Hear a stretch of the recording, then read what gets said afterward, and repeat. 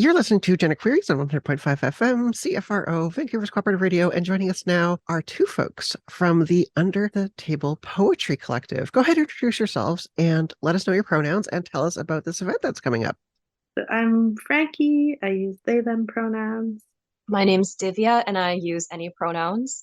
Awesome. And there's an event coming up called the QTI BIPOC Poetry Slam. Can you tell us about it? Yeah, on Sunday, July 30th, we will be hosting, along with Pride, it's a collaboration with Pride, a Q2 BIPOC poetry slam, and it'll be happening at the Bubbly Davy Street Lounge, which is another name for the Jim Diva Plaza. It's on Butte Street, and it'll be happening this Sunday, July 30th from 6 p.m. to 9:30 p.m. So we've got a couple people. Fanny Kierce is hosting it, and then featuring Adonis King. Yeah, so it's open mic. So there's been signups that have already been made, and the deadline for that has passed. But it sounds like you have a lot of really great poets.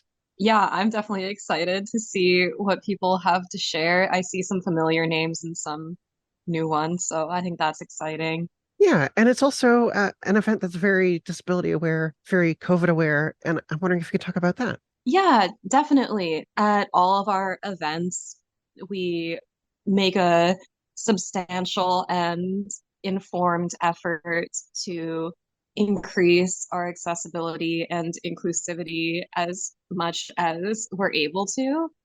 At our event with Pride, that will include ASL interpretation. There will be a lower sensory zone. It will be outdoor, so good ventilation, plus it will be a masked event, so it will be definitely on the COVID safer side.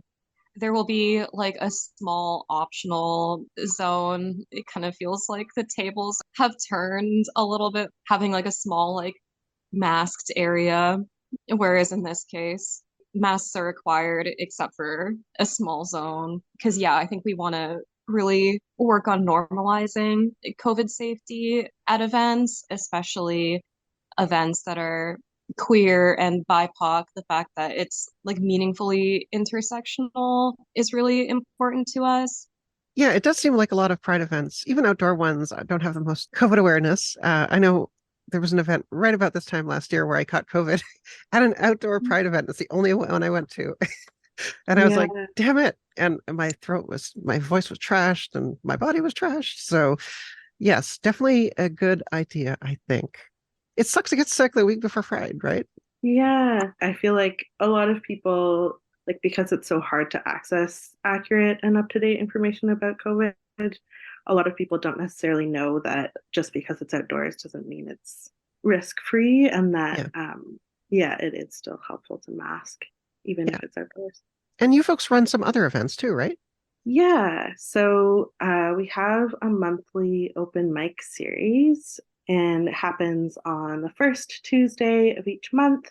We've been doing it since April, and we kind of alternate between doing a few in person at Massey Arts and then switching them to online. We kind of decided not to do hybrid events just because we find sometimes it can be alienating to be like we're like one of a few people joining an in-person event that everybody else is like joining together in person. So yeah, we've done some of them in person, some of them online. And this next one is coming up on Tuesday, August 1st, and it'll be in person at Massey Arts. And I am the person who is featuring at it. I'm really excited. Like the sort of open mic series came out of a place of really just finding that there weren't spaces that existed to share poetry that are more accessible, and like there's an active effort being made towards accessibility, including COVID safety. And so we tried to fill that gap. And it's been really neat to see people come out to the events and share, and yeah, having people come back and new faces. It's been really neat to see, like, there are a lot of folks who come and like have never shared their poetry before, and that's always really special.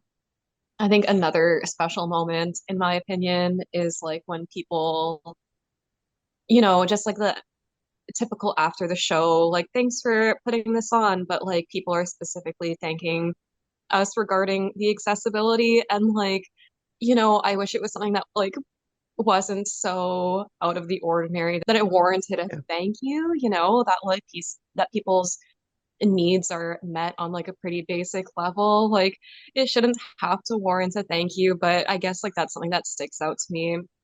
And yeah, Frankie, what you said about how like it's so special when people choose to share for the first time with us, because like I don't know, it makes me feel like we're fostering like a safer environment that people can feel comfortable doing that. So that feels nice. Yeah. So where can people buy tickets? If you go to our Instagram, which is under the table poetry, all one word, you can go to the link in our bio, and that'll take you to a place to buy tickets for both events.